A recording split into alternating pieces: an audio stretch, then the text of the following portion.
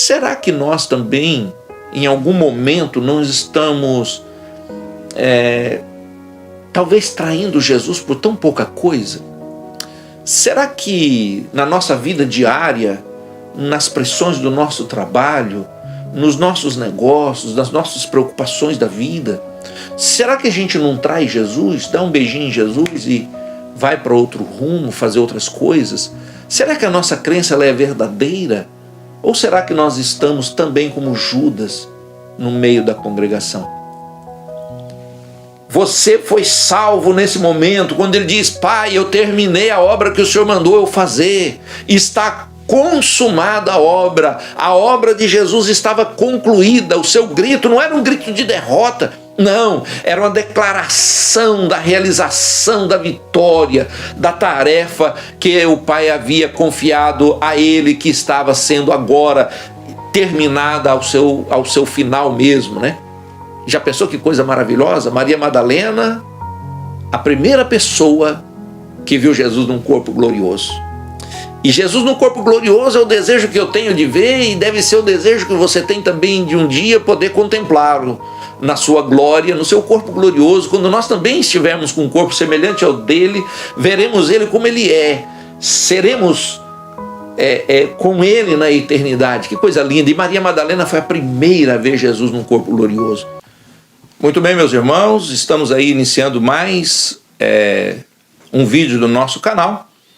Eu sou o pastor Paulo Henrique Vendrameto, CGADB 59587, e antes de nós iniciarmos aqui, eu gostaria de pedir gentilmente que você se inscreva no canal, deixe o seu like ou seu dislike, diga por que você não está gostando do canal, para que a gente possa melhorar, aperfeiçoar um pouquinho, tá bom?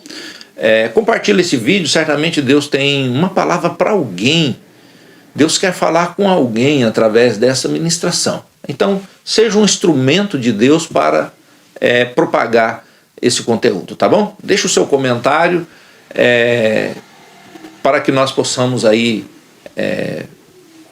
perceber como está sendo avaliado o nosso trabalho, tá bom?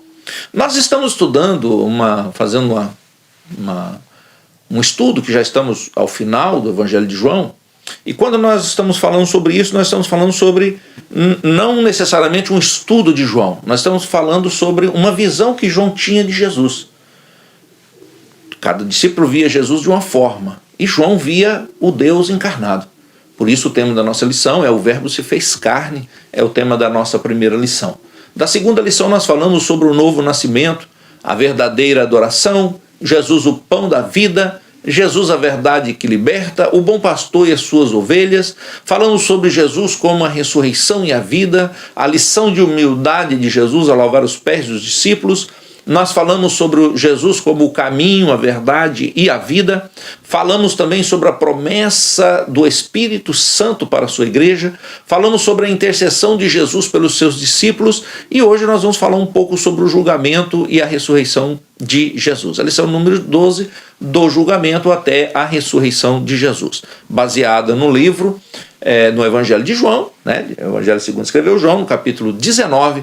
Nós vamos fazer uma leitura rápida aqui do versos 17 e 18 do capítulo 19, depois o verso 28 a 30 e depois capítulo 20, versos 6 a 10. Meio catado aqui só para a gente, como a gente quer contar toda a história desde o julgamento de Jesus até a sua ressurreição, então é necessário que a gente pincele assim alguns versículos, tá bom? Versículo 17 do capítulo 19 diz: E levando ele às costas sua cruz, saiu para o lugar chamado Calvário, que em hebraico se chama Gólgota, onde o crucificaram e com ele outros dois, um de cada lado e Jesus no meio. Versículo 28 diz: Depois, sabendo Jesus que já todas as coisas estavam terminadas, para que se cumprisse a escritura, disse: Tenho sede. Estava, pois, ali um vaso cheio de vinagre, e encheram de vinagre uma esponja, e pondo no isopo, levaram à boca. E quando Jesus tomou o vinagre, disse: Está consumado. E inclinando a cabeça, entregou o Espírito.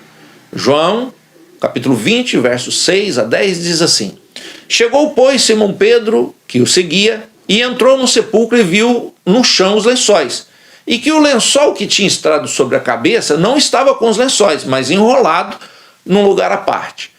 Então Entrou também o outro discípulo que chegara primeiro ao sepulcro e viu e creu, porque ainda não sabiam as Escrituras, que diz que era necessário que ressuscitasse dos mortos.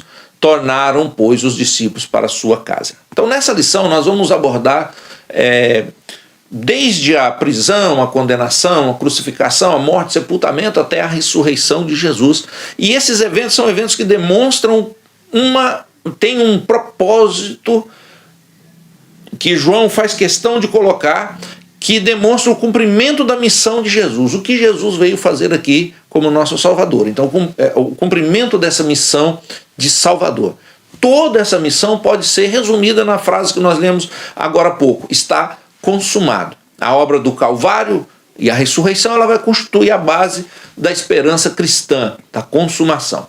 Então, nós falamos aqui, vamos iniciar da prisão e a condenação de Jesus. Como se deu a prisão? A prisão de Jesus está descrita aí a partir do capítulo 17 e 18 do Evangelho, onde Jesus estava ali, vem para Jerusalém, vai para aquele cenáculo, ali ele participa da ceia junto com os seus discípulos, ali ele informa que alguém deles vai trair ele, ali naquele local Jesus lava os pés dos discípulos, ali naquele local Jesus orienta os discípulos sobre o que vai acontecer, ali naquele local ele ora, intercede pelos discípulos, é ali naquele local que ele fala sobre a vinda do Espírito Santo, da promessa do Pai. Então, após ele ter proferido esse último discurso, após ele ter falado que Judas Iscariotes o trairia, Jesus então sai daquele cenáculo. Agora ele sai do cenáculo e ele atravessa o ribeiro de Cedron e vai para uma paragem num jardim chamado Jardim de Getsêmani. Esse Jardim de Getsêmani é no Monte das Oliveiras. O Monte das Oliveiras é chamado de oliveira porque havia muitas olivas ali, era um local com muitas árvores de oliveira, e Jesus vai para aquele lugar, e aquele lugar tão bonito, um jardim bonito, se transformou, na verdade, neste momento, num lugar de tristeza profunda. E enquanto Jesus estava ali orando e buscando forças para enfrentar o que viria seguinte, os soldados romanos e os membros da guarda aí do sacerdote, eles foram guiados por Judas Iscariotes até o local onde Jesus estava, porque Judas sabia onde Jesus estava orando. E aí ele chega naquele lugar, porque ele tinha feito um acordo ali com os sacerdotes e tinha vendido Jesus por 30 moedas de prata, a troco de um beijo. E é um momento tão triste, mas também um momento de reflexão, porque Jesus chega, aqui vieis, amigos, você me trai com um beijo. Jesus vem e chama Judas de amigo. Meu amigo, você vai me trair com um beijo? Será que nós também, em algum momento, não estamos talvez traindo Jesus por tão pouca coisa? Será que na nossa vida diária, nas pressões do nosso trabalho, nos nossos negócios, nas nossas preocupações da vida, será que a gente não trai Jesus, dá um beijinho em Jesus e vai para outro rumo, fazer outras coisas? Será que a nossa crença ela é verdadeira? Ou será que nós estamos também como Judas no meio da congregação? Todo mundo achava que ele era um discípulo que seguia Jesus e que estava esperando a remissão de Israel, que estava aguardando Jesus, seja lá como Messias, como um homem perfeito, como um servo perfeito, como filho de Deus, como o próprio Deus. Não, mas Judas não estava assim. Judas tinha vendido Jesus por 30 moedas de prata. E ele chega para informar para os soldados: olha, eu vou chegar lá e aquele que eu beijar é ele que vocês têm que prender, é ele que é o Jesus que vocês estão procurando. E ele chega e beija Jesus. Diz: mestre, e beija. E Jesus olha nos olhos dele e diz: é com um beijo que você trai o Filho de Deus? Bom, e aí os soldados vêm, pegam Jesus, conduz ele até o sacerdote, Anás, Caifás, um sacerdote, para que seja interrogado. E ele é interrogado, e uma das questões eles não queriam apenas prender Jesus, ou apenas condená-lo por alguma coisa, eles queriam matar Jesus, eles tinham um propósito: precisamos eliminar Jesus. A religiosidade, ela não pode ser confundida com a espiritualidade. Essas pessoas, elas eram religiosos, mas não eram espirituais. Nós estamos vivendo tempos hoje que há muitas pessoas que se dizem sacerdotes, mas são pessoas que têm uma religiosidade, frequentam a igreja, participam de tudo, está tudo ali, mas não tem espiritualidade, o Espírito Santo não habita dentro dele. Esses homens resolveram que Jesus tinha que morrer. Eles não poderiam matar Jesus, porque nesse tempo, no tempo de Jesus, Jerusalém estava sob o domínio de Roma. Então eles pegaram e levaram Jesus perante o governador Pilatos. Pilatos então vem fazer um interrogatório e ele pergunta a questão da acusação. E ele não consegue achar, algo ali. Mas os judeus, depois de terem ouvido ali os sacerdotes, eles falaram: não, a gente prefere que ele seja condenado pelo governador, tem que ser condenado, tem que ir para frente do governador para que receba uma sentença de morte e não haja como revogar essa sentença de morte. Pilatos tenta aliviar a pressão dos judeus ali sobre ele, sobre Jesus, mas ele não conseguiu, ele acabou cedendo a essa hostilidade dos judeus. E decidiu então pegar e falar: nós temos Barrabás, um homem perigoso que tinha feito uma sedição, tinha tentado matar umas pessoas, juntar um grupo de gente ali, e aí falou: vocês querem que eu solte Barrabás? Veja que Pilatos, ele fez uma coisa bastante grave, ele pegou o mais perigoso, falou: eu vou soltar o mais perigoso se vocês quiserem matar esse homem. Mas o ódio religioso que aquele povo estava era tão intenso que eles não conseguiam ver nada que pudesse impedir a condenação de Jesus. Eles queriam que Jesus fosse condenado. Mas Pilatos, como que eu vou condenar alguém? Eu não tenho elementos. E Pilatos, todo mundo tem, né? Eu lavo as mãos, ele lava as mãos ali, fala, e os judeus dizem então que o sangue dele cai sobre nós e sobre os nossos filhos. Até hoje eles pagam por isso. Bom, na condenação, Pilatos vem e manda que Jesus fosse açoitado. Então açoite ele. E os soldados romanos, para humilhar ainda mais, fizeram uma coroa de espinho, colocaram sobre a sua cabeça, com os espinhos bem afiados, sangue corria pelo seu rosto, e era uma maneira deles escarnecer uma suposta realeza, que você não é o rei dos judeus, então coloque aí esse instrumento espinhoso sobre a sua cabeça. Então o que eles usaram para açoitar Jesus era um chicote comum nos romanos, um cabo de madeira com as pontas de fio de couro, e na ponta daqueles fios de couro eles colocavam pedaços de ossos ou pedras pontiagudas, de forma que quando batia aquelas pedras iam dilacerando o corpo da pessoa, porque o objetivo ali seria exatamente destruir a pessoa, dilacerar mesmo o corpo, esfacelar a pele, a carne, sangrar ou deixar marcas de que aquela pessoa de fato foi ali espancada. Bom, e Jesus teve a sua carne dilacerada pelos golpes, segundo o Evangelho de João, capítulo 19, versículo 1 e 2.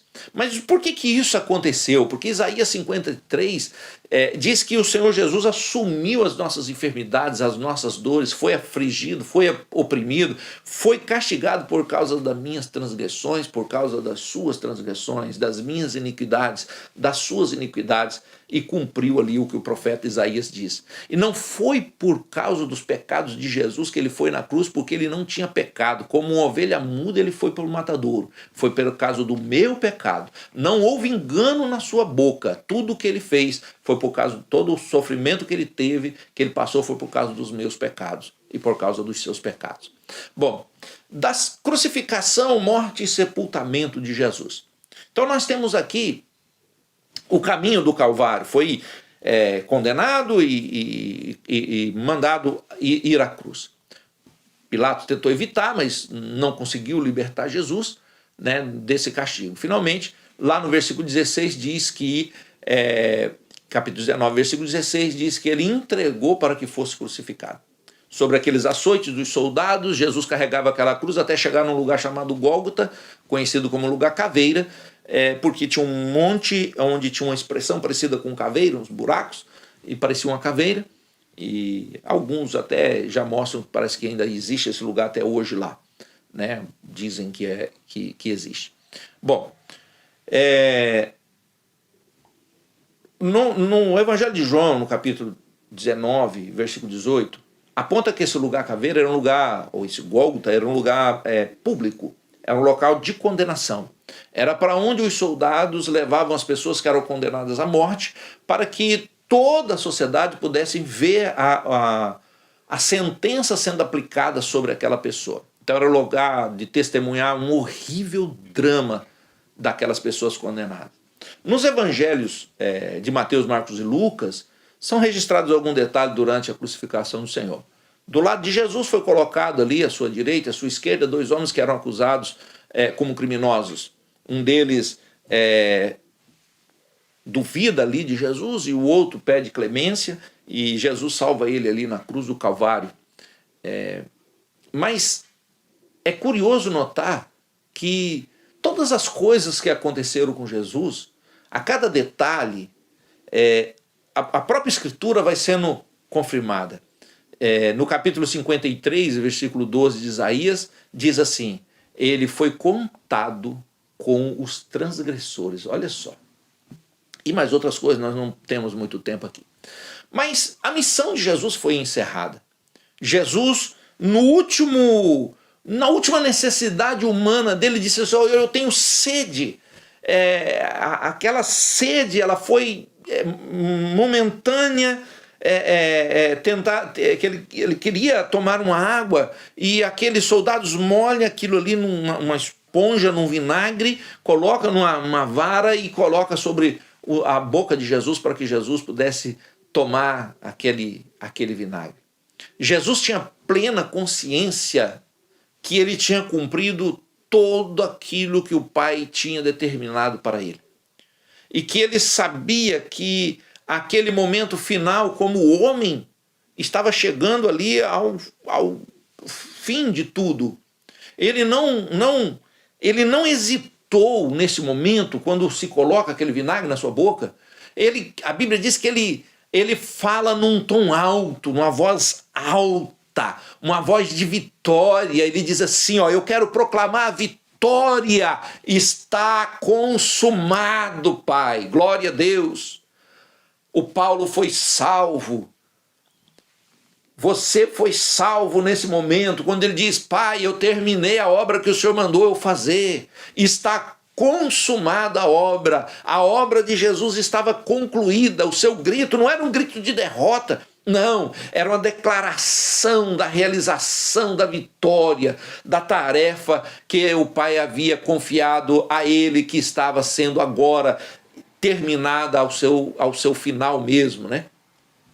Depois vem o sepultamento. No versículo 38 aparece um homem que admirava muito de Jesus, mas ele era um discípulo meio discreto, porque ele fazia parte do Sinédrio, era um homem muito importante, e ele tinha um pouco de receio dos judeus ali, porque já estava naquele momento de matar Jesus, e ele se mantinha um pouquinho afastado dos discípulos. Mas quando ele vê que Jesus chegou à cruz do Calvário, e Jesus morreu ali na cruz do Calvário, e ficou pendurado lá naquela cruz, já morto, então ele conseguiu vencer aquele medo, reuniu coragem para se dirigir até Pilatos, solicitar o corpo de Jesus. Estamos falando de José, José de Arimateia, né? Arimateia, na verdade, era um local, então José, que morava em Arimateia, na Bíblia trata-se de José de Arimateia. Então, a gente tem que perceber que muitas vezes a gente, no caso de José de Arimateia, ele resolveu se demonstrar um discípulo de Jesus e pediu o corpo de Jesus e enterrá-lo numa cova sua. Mas eu quero dizer uma coisa para você.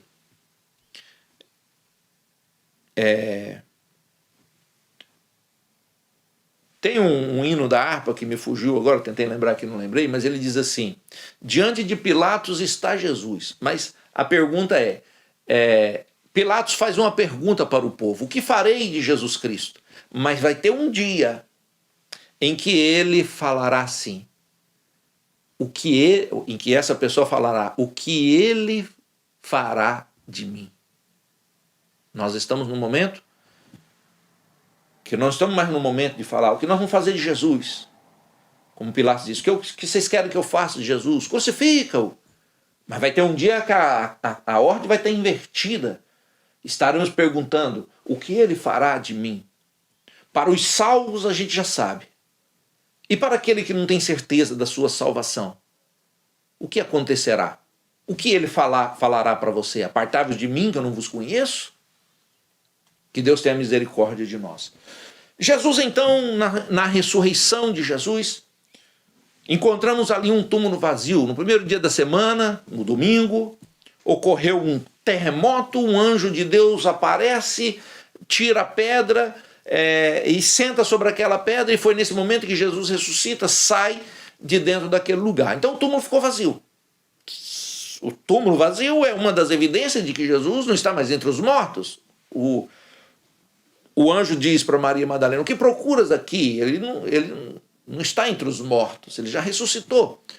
No Evangelho de João, a gente vai ver que depois do sábado judaico, do descanso, Maria Madalena corre e vai até o sepulcro, acompanhada com a Maria, mãe de Jesus, Tiago, Salomé e tal, e a intenção deles era ungir o corpo de Jesus, preparar, mas quando ele chega lá, a pedra estava retirada. E quando eles entram no sepulcro, naquele lugar cavado, numa rocha, eles não encontraram mais o corpo de Jesus, o túmulo estava vazio. Essa é uma das expressões mais importantes para o cristianismo. O túmulo está vazio até hoje.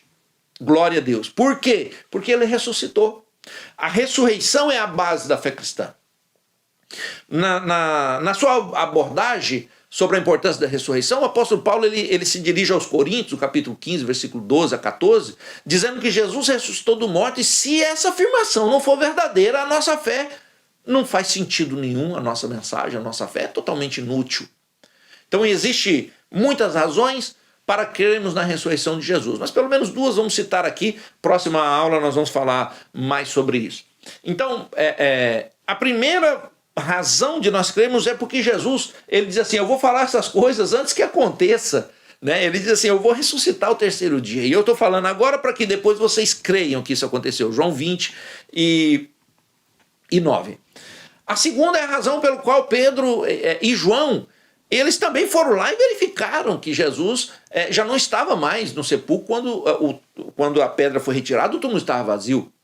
No entanto, uma coisa interessante acontece, Maria Madalena olha para dentro do sepulcro e vê dois anjos lá dentro. E os dois anjos dizem, olha, segurou que Jesus está vivo, olha, ele não está aqui, ele ressuscitou. Já pensou que coisa maravilhosa? Maria Madalena, a primeira pessoa que viu Jesus num corpo glorioso. E Jesus no corpo glorioso é o desejo que eu tenho de ver, e deve ser o desejo que você tem também de um dia poder contemplá-lo na sua glória, no seu corpo glorioso. Quando nós também estivermos com um corpo semelhante ao dele, veremos ele como ele é, seremos com ele na eternidade. Que coisa linda! E Maria Madalena foi a primeira a ver Jesus num corpo glorioso. Então, Jesus vem e fala para ela, avisar os discípulos que ele estava vivo e que ele ia ter uma oportunidade de conversar com os discípulos depois. Então, Jesus ali, ressurreto, já ressuscitado, apesar do receio e da incredulidade de alguns discípulos, mesmo depois de ouvir o testemunho de Pedro e João, que tinha ido lá, de Maria Madalena, que falou pessoalmente com Jesus, mas Jesus um belo dia aparece, logo no primeiro dia da semana, um belo dia não, no mesmo dia, Jesus chega e aparece onde estão os discípulos reunidos, e surge no meio deles e diz, paz seja convosco. Já pensou que coisa linda? Nós estarmos reunidos num culto, numa vigília, estarmos orando e de repente Jesus aparece no nosso meio e diz, a paz seja convosco. Que coisa maravilhosa. E Jesus aparece aos discípulos, João 20, 19. Em outras ocasiões, ele se manifestou várias vezes ali com seus discípulos, antes dele ir para o céu, por mais ou menos uns 40 dias. E Jesus, então, mais adiante, nós vamos ver ali, quando Jesus aparece para João, né? Para Pedro e João e alguns outros discípulos, quando ele faz aquela pesca miraculosa, né? Que enche os barcos, fala, é Jesus, e Pedro já arranca a sua veste ali, já mergulha na água e sai nadando e quero ver que é Jesus mesmo, né? Bom, e aí seria impossível para os discípulos acreditar que Jesus não tinha ressuscitado, seria algo para eles, não tinha como eles não acreditar. E esse é o assunto da nossa próxima aula, né? Jesus ficou 40 dias ali com os discípulos. Na próxima aula nós vamos falar bastante sobre isso. A próxima aula fala sobre a renovação da esperança. Eu não vou entrar aqui nos detalhes, mas vamos esperar para a próxima aula, tá bom? Aguardo você para a próxima aula. Bom, Jesus ressuscitou. E esse é o evento mais significativo do Novo Testamento. É esse acontecimento que vai concretizar a nossa esperança na ressurreição do nosso corpo, tal como está escrito no nosso credo apostólico, né? Que é credo é um documento muito importante aí da tradição cristã, que diz assim: creio na ressurreição da carne. Assim, à luz desses fatos que nós falamos aqui, nós somos encorajados a manter a nossa fé, porque nós depositamos a nossa esperança naquele que triunfou sobre a morte de uma forma definitiva e diz: aonde eu estiver, estará você também. Tá bom? Que Deus em Cristo abençoe, que a graça do nosso Senhor e Salvador Jesus Cristo, o grande e imensurável amor de Deus, a comunhão e as consolações do Espírito Santo estejam com você. Amém?